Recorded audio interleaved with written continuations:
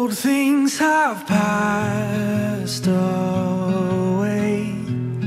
Your love has stayed the same. Your constant grace remains the cornerstone. Things that we thought were dead are breathing in life again. You cause your sun to shine on darkest nights. For all that you've done, we will pour out our love. This will be our anthem song. Jesus, we love you. Oh, how we love you. You are the one our hearts adore. The hopeless have found their hope.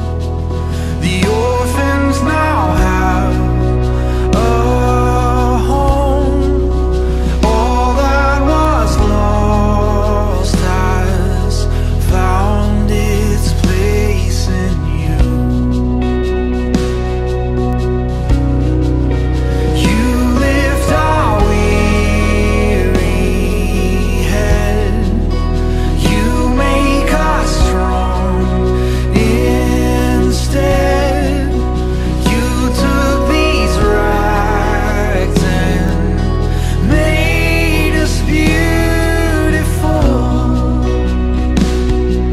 For all that you've done, we will pour out our love. This will be our anthem song. Jesus, we love you. Oh, how we love you. You are the one our hearts adore. Oh, Jesus, we love you. Oh, how we love you. You are the one our hearts adore. Our hearts adore. We adore you. Our hearts adore. Our hearts adore.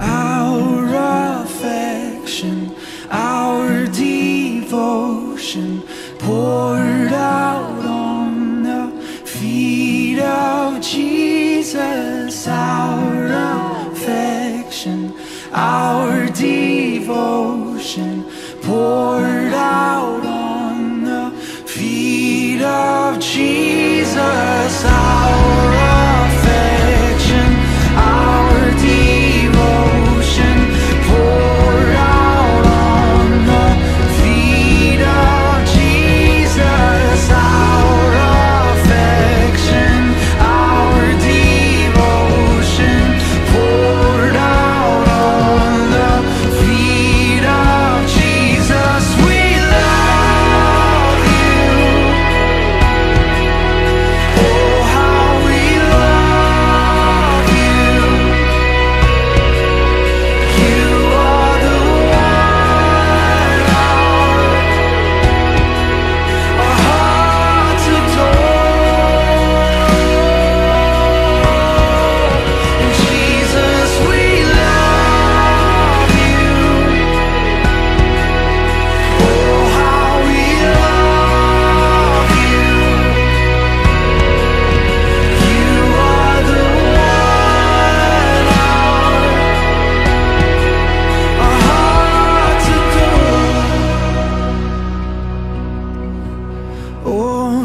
Jesus, we love you. Oh, how we love you. You are the one our hearts adore. Just sing out a new song today.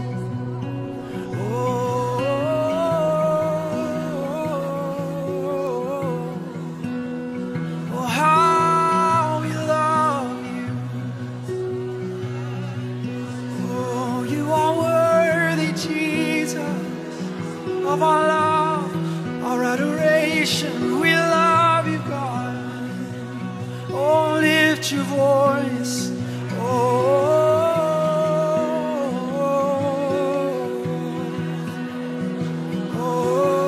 we love you. Oh, we love you.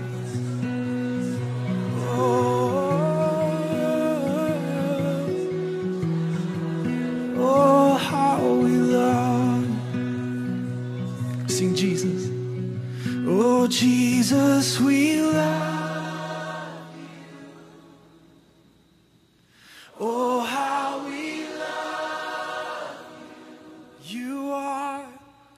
You are the one our hearts adore.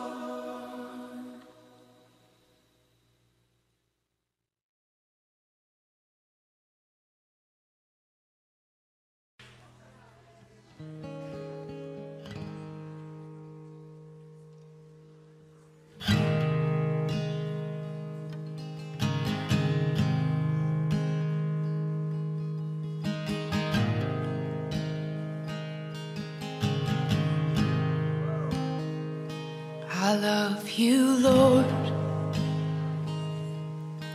Oh, your mercy never fails me. And all my days I've been held in your hand. From the moment that I wake up until I lay my head, oh, I will sing of the goodness of God. 'Cause all my life you have been faithful, and all my life you have been so, so good. With every breath that I am able, oh, I will sing of the goodness of God. I love your voice.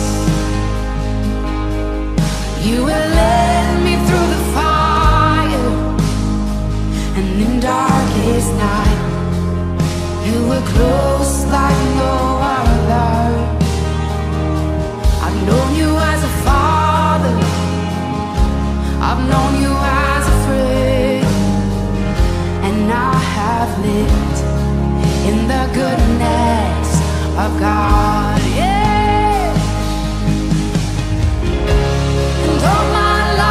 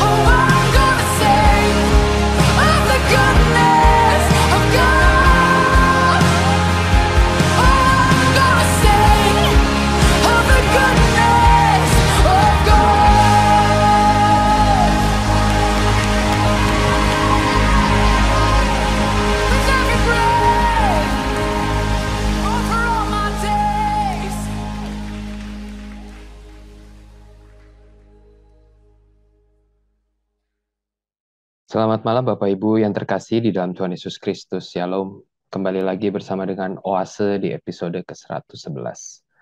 Bapak Ibu, pohon yang tumbuh tinggi memiliki akar yang dalam. Ketinggian tanpa kedalaman sangat berbahaya. Tanpa dekat dan dalam dengan Tuhan, mudah bagi kita untuk kehilangan identitas di tengah dunia. Pandangan, pengaruh, gaya hidup, dan kekuasaan mengubah kesejatian kita yang adalah pengikut Tuhan. Identitas seperti apa yang saat ini sedang kita jalani? Mari Bapak Ibu, kita pengambil waktu sejenak mempersiapkan hati untuk setengah jam ke depan.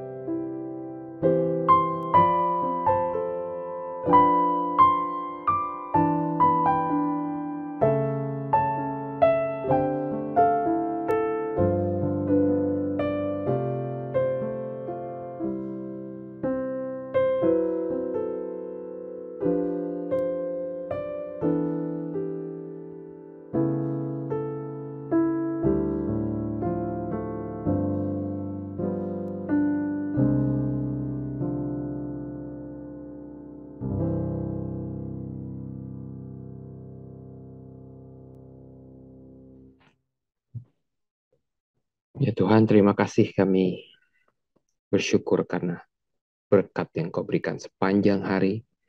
Dan malam ini kami mau datang mendekat kepada Tuhan, biar Engkau yang boleh memimpin perjalanan kami untuk boleh lebih mengenal Engkau. Terima kasih ya Tuhan, hanya di dalam nama Tuhan Yesus kami berdoa. Amin. Shalom Bapak Ibu Saudara sekalian. Pada malam ini topik kita akan tentang identitas diri. Karena itu mari kita membuka satu bagian firman Tuhan yang terdapat di dalam Roma pasal yang ke-8 ayat 14 sampai 17. Saya ulangi, Roma pasal ke-8 ayat 14 sampai 17. Dan saya akan bacakan untuk kita semua. Semua orang yang dipimpin Roh Allah adalah anak Allah. Sebab kamu tidak menerima roh perbudakan yang membuat kamu menjadi takut lagi, tapi kamu telah menerima roh yang menjadikan kamu anak Allah. Oleh roh itu, kita berseru, Ya Aba, Ya Bapa. Roh itu bersaksi bersama-sama dengan roh kita, bahwa kita adalah anak-anak Allah.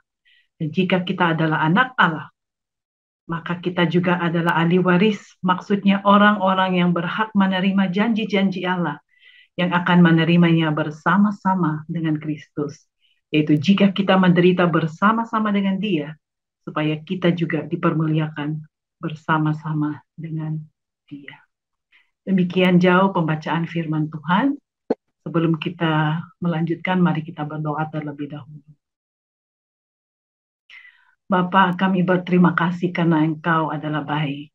Dan pada malam ini kami mohon supaya Engkau berbicara kepada kami pribadi lepas pribadi melalui perenungan firman Tuhan ini.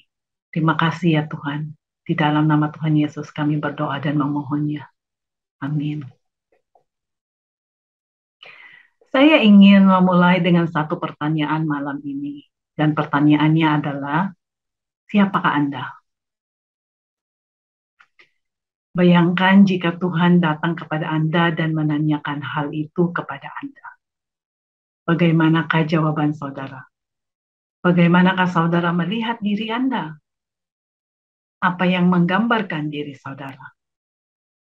Dengan kata lain, apa identitas diri saudara? Who are you? Di dalam psikologi, identitas diri adalah konsepsi seorang tentang dirinya. Dan biasanya, apa yang kita percayai tentang diri kita dapat berubah dari waktu ke waktu, tergantung pada faktor-faktor pengalaman dan pembelajaran baru yang kita alami. Jadi, banyak bagian dari konsepsi diri kita itu adalah sementara. Dengan kata lain, identitas diri itu bisa berubah-ubah. Nah, walaupun identitas diri ini penting, belum tentu setiap orang mengenal dirinya dengan baik. Kita menjadi sangat sadar akan identitas diri kita ketika kita meluangkan waktu untuk introspeksi dan memikirkan baik-baik siapa diri kita. Dan ini adalah suatu proses yang panjang dan bahkan seumur hidup. Nah, identitas diri ini penting karena banyak orang itu adalah bagian yang hilang dalam puzzle kehidupan mereka. Karena mereka tidak tahu siapa diri mereka. Dan ada bahaya yang nyata jika hal itu benar. Karena tanpa pengetahuan yang baik tentang siapa diri kita, kita bisa mencari-cari identitas kita dalam pekerjaan kita, dalam apa yang kita miliki, ya.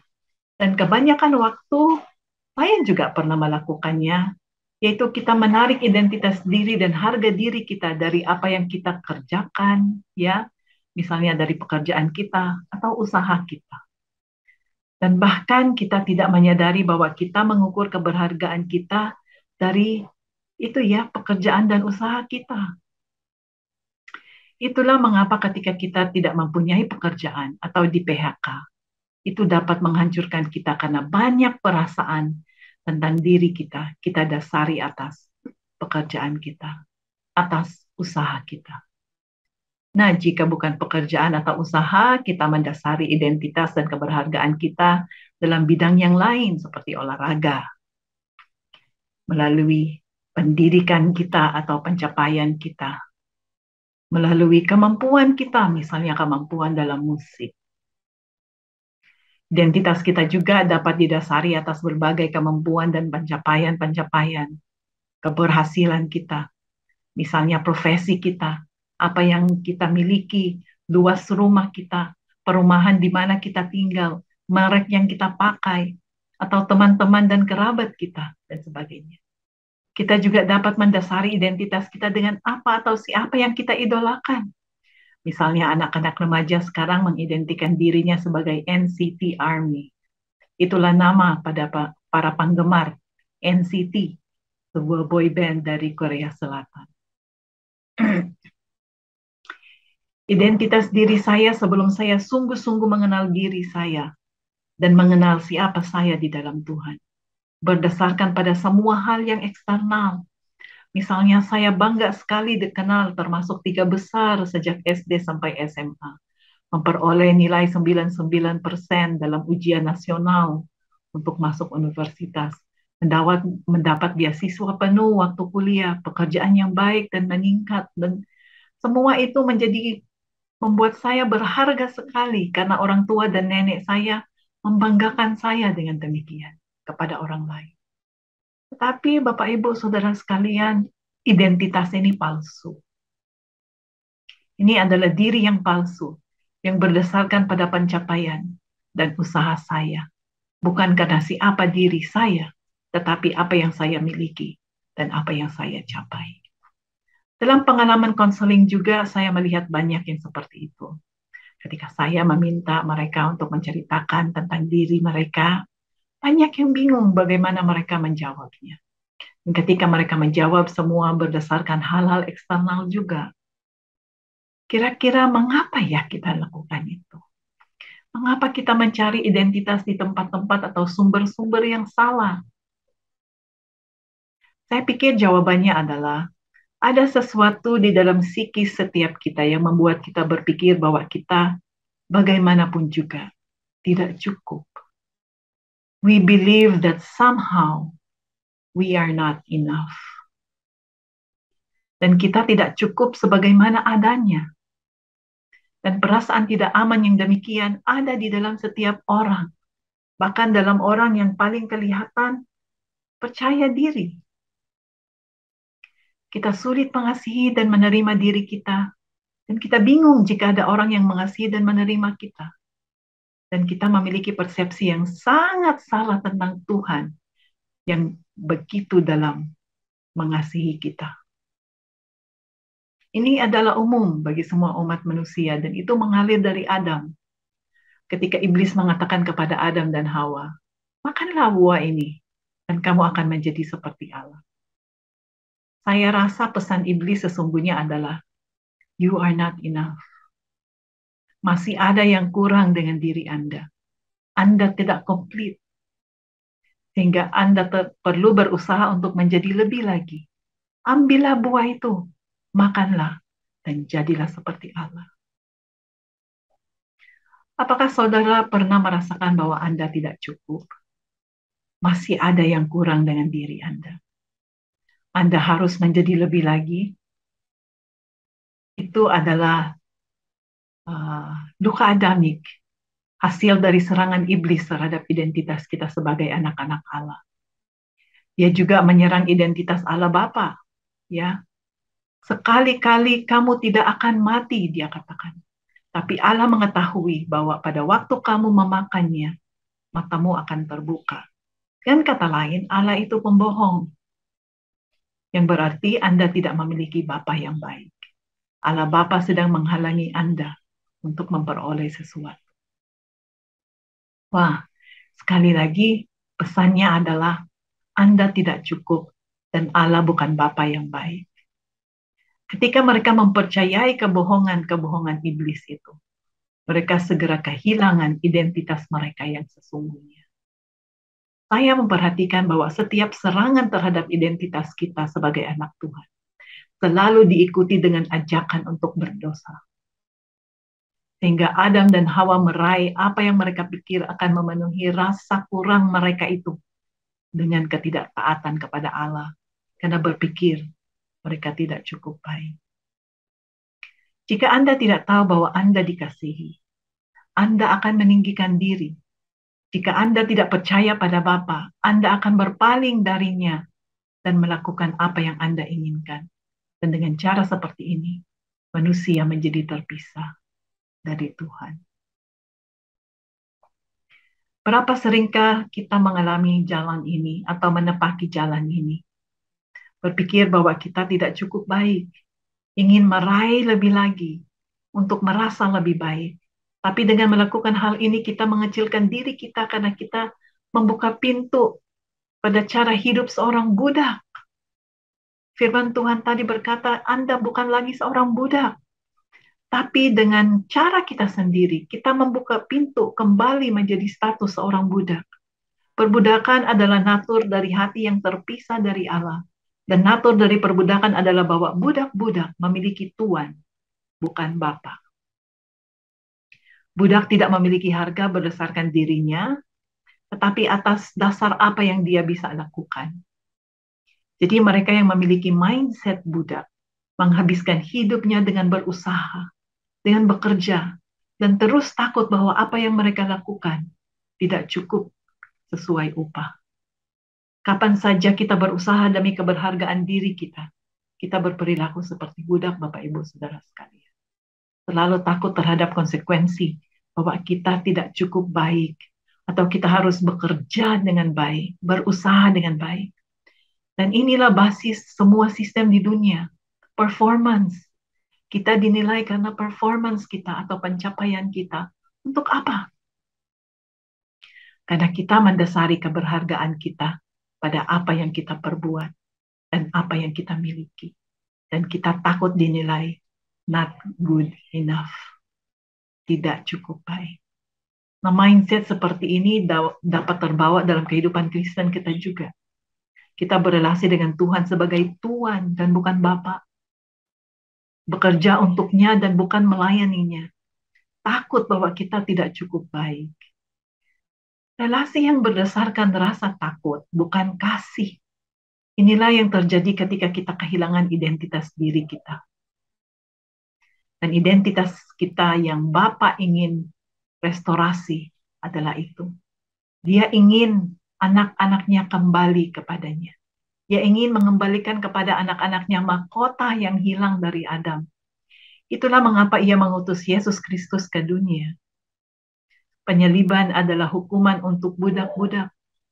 Yesus mati sebagai budak untuk merestorasi kita sebagai anak-anak Allah. Itulah mengapa Bapa memberikan kepada kita Roh Allah. Nah, ayat yang kita baca tadi menggambarkan karya indah dari Roh Kudus. Dari ayat 14 sampai 15 dikatakan, semua orang yang dipimpin oleh Roh Allah adalah anak Allah. Sebab kamu tidak menerima roh perbudakan yang membuat kamu menjadi takut lagi.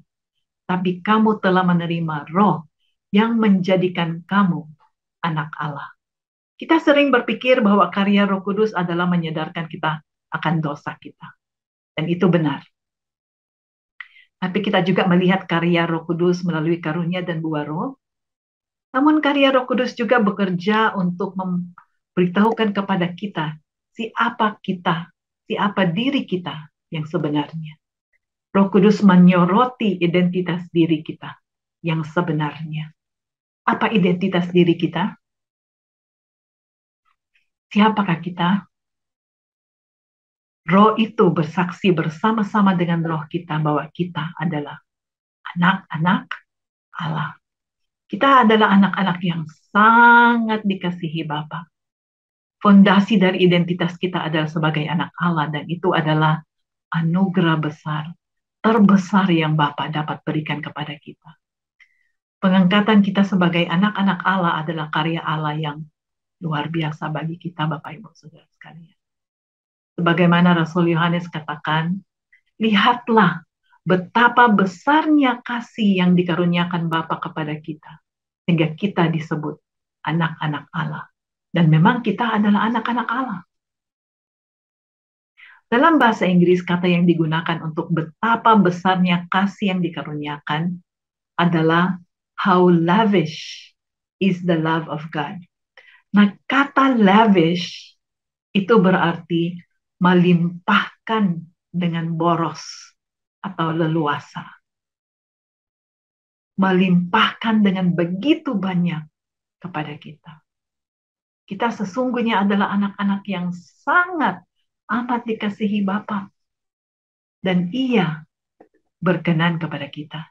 He delights in us. Roh jahat selalu mengatakan kepada kita bahwa kita tidak cukup baik. Tapi Roh Kudus mengatakan Anda sudah cukup. Sudah amat sangat dikasihi. Dan dilindungi dan aman di dalam dekapan tangan Tuhan. Ia telah memberi harga yang tinggi kepada kita, bukan karena apa yang kita perbuat, melainkan karena siapa diri kita di dalam Tuhan. Kita tidak perlu perform atau mengusahakannya atau membuktikan kepada orang lain atau kepada Tuhan, karena identitas kita yang sebenarnya adalah hadiah. It's a gift. Tidak ada satupun yang kita bisa lakukan untuk memperolehnya. Kita tidak perlu membanggakan diri kita atau meninggikan diri kita, karena Ia telah meninggikan diri kita. Dan identitas sebagai anak Allah bukan untuk sementara waktu, tidak berubah-ubah dengan kondisi kita. melainkan identitas itu untuk selama-lamanya. Masalahnya adalah kita kesulitan untuk melihat itu sebagai identitas kita. Kita sulit untuk melihat bahkan mempercayai kasih-Nya yang begitu besar dan bagaimana Allah melihat kita. Ketika kita sesungguhnya mempercayai itu dan mengenakan identitas diri itu, maka rantai perbudakan akan runtuh, Bapak Ibu Saudara. Sehingga daripada hidup terus untuk memperoleh kasih, kita dapat hidup dengan kasih dan di dalam kasih. Dan itu mengubah segalanya. That identity changes everything. Jadi, kamu telah menerima Roh yang menjadikan kamu anak Allah. Firman Tuhan berkata, oleh Roh itu kita berseru, ya Aba, ya Bapa. Dan inilah hak istimewa yang luar biasa, di mana kita dapat datang mendekat kepada Allah semesta alam dan memanggilnya Bapa. Dan kata-kata Aba Bapa adalah tangisan paling dalam di dalam hati kita, di mana keterlukaan kita dipulihkan oleh kasih Allah yang besar. Disinilah perubahan terjadi, Bapak Ibu. Disinilah kita dapat berhadapan dengan Tuhan sebagai Bapa, bukan lagi sebagai Tuhan. Di sini kita belajar bahwa keintiman dengan Bapa adalah tujuan hidup kita. Ia ingin menghabiskan waktu dengan kita. Berjalan bersama adalah tujuan hidup kita. Bersama dengan Dia. Dia ingin menyatakan bahwa Ia adalah Bapa yang baik. Amat sangat baik. Dan adalah karya Roh Kudus yang membuka mata kita untuk melihat Tuhan dengan cara yang demikian. Untuk melihat wajah Tuhan yang tersenyum dengan penuh kasih kepada kita. Dan semakin kita melihat diri kita di mata Bapa, semakin mudah bagi kita untuk datang kepadanya, ke hadiratnya setiap hari. Itu membutuhkan suatu keyakinan penuh tentang siapa diri kita. Bagaimana kita melihat diri kita akan mempengaruhi seberapa kita mau mendekat kepada Tuhan. A.W. Tozer menulis demikian. We must put away all effort to impress and come with the guileless candor of childhood. Kita harus mengesampingkan semua upaya untuk mengesankan dan datang dengan kepolosan seorang anak. Roh Kuduslah yang memberikan kepada kita sikap seperti seorang anak jika kita mau menerimanya. Anak-anak selalu senang lari ke pelukan ayahnya.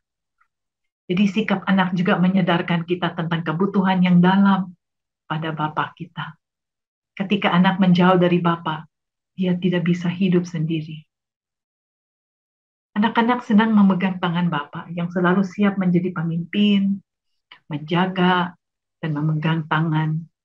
Dengan demikian kita memperoleh kekuatan darinya, kekayaan Bapa yang tersedia bagi kita, kasih-Nya dan segala hal yang Ia sediakan atau anugerahkan kepada anak-anaknya.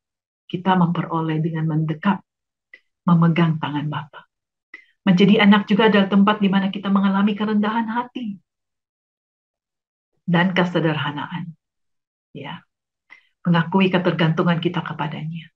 Ada kalanya kita ingin memperoleh lebih dari ini, padahal yang Bapa anugerahkan sudah sangat luar biasa. Seorang pernah berkata, man wants to sit on thrones. God wants man to sit on his knee. Man wants to sit on thrones. Manusia ingin duduk di tahta. God wants man to sit on his knee. Allah ingin supaya anak duduk di kakinya, di pangkuannya.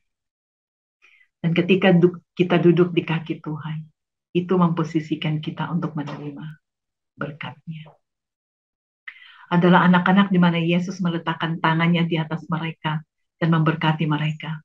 Adalah seorang anak yang memberikan 5 roti dan 2 ikan kepada Yesus, dan itu memberi makan banyak orang. Raja Salomo berkata kepada Tuhan, ya Tuhan Allahku, Engkaulah yang mengangkat hamba-Mu menjadi raja menggantikan Daud, ayahku. Sekalipun aku masih seperti anak kecil dan saya tidak berpengalaman. Dan ia diberikan hikmat yang paling luar biasa di sepanjang sejarah manusia. Yesus sendiri berkata, barang siapa merendahkan diri dan menjadi seperti anak kecil, dialah yang terbesar dalam kerajaan surga. Matius 18 ayat 4. Childlikeness atau menjadi seperti anak, sesungguhnya diberkati Tuhan. Menjadi anak Allah akan membuka tingkap-tingkap berkat Allah. Di bagian akhir perikop yang kita baca tadi dikatakan, dan jika kita adalah anak, maka kita juga adalah ahli waris. Maksudnya orang-orang yang berhak menerima janji-janji Allah yang akan menerimanya bersama-sama dengan Kristus. Yaitu jika kita menderita bersama-sama dengan Dia, supaya kita juga dipermuliakan bersama-sama dengan Dia. Semua orang yang dipimpin Roh Allah adalah anak Allah. Bagian dari menjadi anak Allah adalah mempercayai Bapa untuk membawa kita ke dalam warisan yang Ia telah siapkan kepada kita. Para budak bekerja untuk memperolehnya, tapi anak-anak tidak perlu melakukan apa-apa, tidak perlu bekerja selain menerima bagiannya yang disediakan Bapa. Dan itu diberikan karena anugerahnya atas diri kita, karena identitas kita. Seluruh rumah Bapa terbuka untuk kita, dan ada kekayaan, kehormatan, damai sejahtera, istirahat, sukacita, dan berbagai berkat lainnya tersedia kita karena identitas kita sebagai anak Allah. Namun, kita perlu waspada setiap saat karena lawan kita si iblis tidak mau kita duduk di bawah kaki Tuhan atau dekat dengan Tuhan atau menemukan identitas kita sesungguhnya atau berganti status dari budak menjadi anak. Semuanya ini ditantang oleh iblis dengan cara yang sungguh nyata.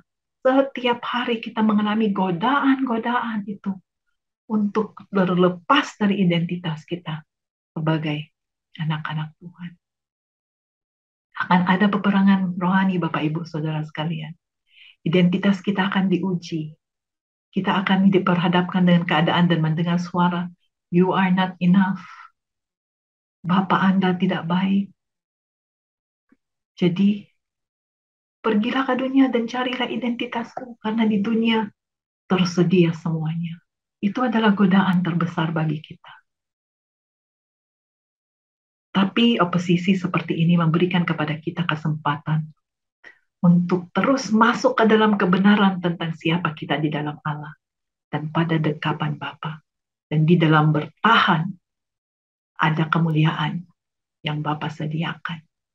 Kita harus waspada dan jangan sampai ketika sudah menjadi anak Tuhan pun kita tetap berusaha mencari identitas di tempat lain. Bahkan di dalam hal-hal rohani.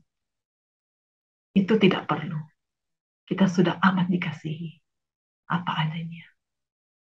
Mari, kenakanlah dan nikmatilah identitas diri kita yang sesungguhnya, yaitu sebagai anak-anak Bapa di surga. Mari kita renungkan renungan pada saat ini, malam ini, tentang siapa diri kita di hadapan Tuhan. Mari kita berdoa.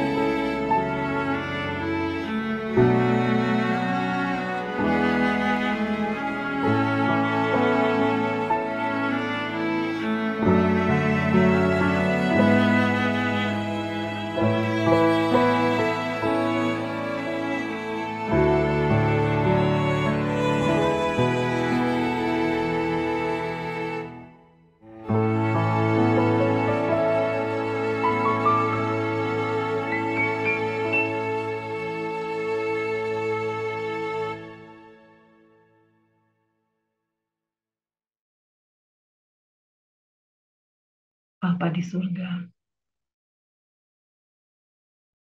kami sungguh bangga mempunyai Bapa, Allah semesta alam. Dan Engkau telah memberikan kepada kami identitas untuk selama-lamanya sebagai anak-anak-Mu. Terima kasih ya Tuhan. Terima kasih. Karena kami menerimanya secara cuma-cuma. Engkau memberikannya kepada kami secara cuma-cuma.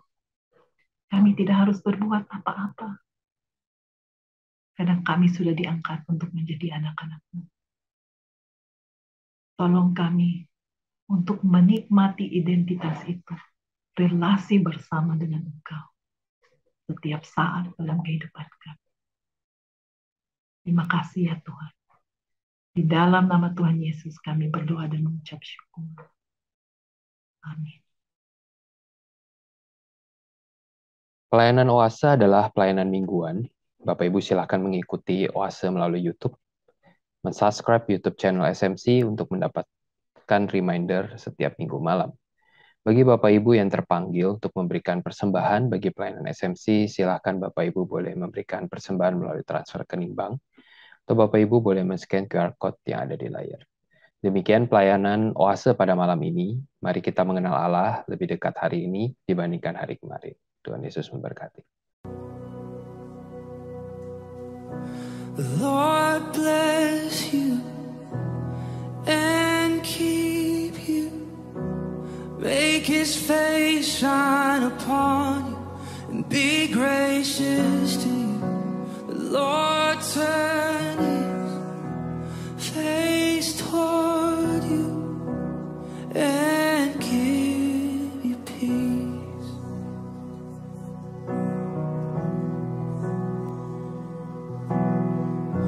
The Lord bless you and keep you. Make His face shine upon you and be gracious to you. The Lord turn His face toward you and give you peace.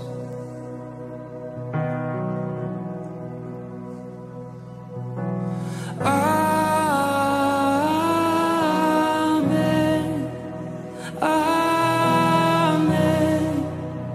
Amen.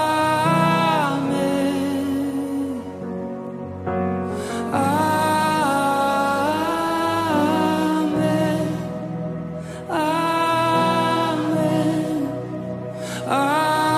Amen. The Lord bless you and keep you. Make His face shine upon you and be gracious to you. The Lord turn His face toward you and give you peace. As we receive, we agree. Amen.